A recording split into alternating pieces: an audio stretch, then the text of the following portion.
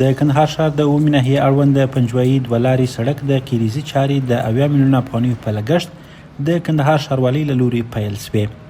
د کندهار ښاروالي مسؤلینو د چهارشنبې په ورځ د یاد سړک د چارو د پیل پر مهال په ژواک خبري اژانس ته وویل دغه سړک 1100 متره اوږدوالی او 40 متره پلنوالی لري چې په 2 پړاوونو کې به ورغول سي. د کندهار ښاروالي مطبوعاتي مسؤل سیف الله عاصم ویل چې دا پروژه د ښاروالۍ له بودیجې تمویلیږي او سړک به په پاخه او اساسي ډول جوړ سي.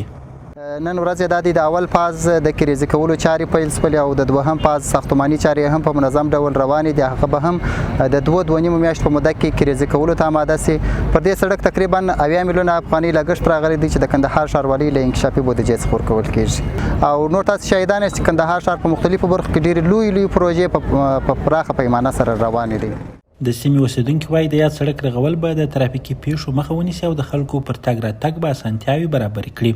د دوی په وینا پخوا دا سړک ډېر تنګ او خراب و چې له امله یې وخت ناوخت ترافیکي پیښې رامنځته کېدې، خو د سړک له پراخېدو سره به دا ستونزې هوارې سي.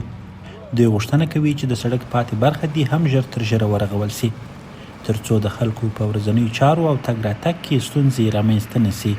انشاءالله په سل کې 9% ستونزې ورکې سوي دي. ډېر خوشحاله یو چې ځکه زموږ دوکانونه چې په 10 زره مو رانیولي وو په هغه هم دونې نه یې خفه سوي لکه په دا سړک چې خوشحاله سو چې هغه هم د ولس ګټه ده. هغه هم موږ ته دا دوکانونه کې رانړولي دي، موږ چې په بدله کې پیسې راکوي. دا خو ماشاءالله ډېر خوندور کار دی.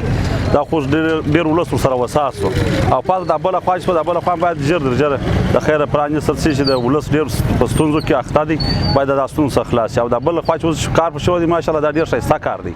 هر ګړی ټکرونه م کېدله. مریض مې مثال د وطن د خوا څخه راکلی د جړۍ د ولسوالۍ د خوا څخه د زنګاوات مثال د خبرې د پنجوایي مرکز څخه نو مریض په ډېر تکلیف ډکې دی.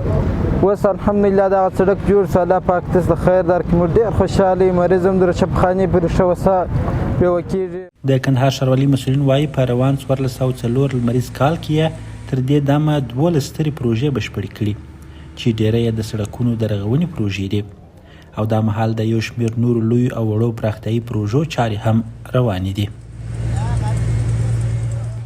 پژواک خبري اژانس د پیښو رښتینې هنداره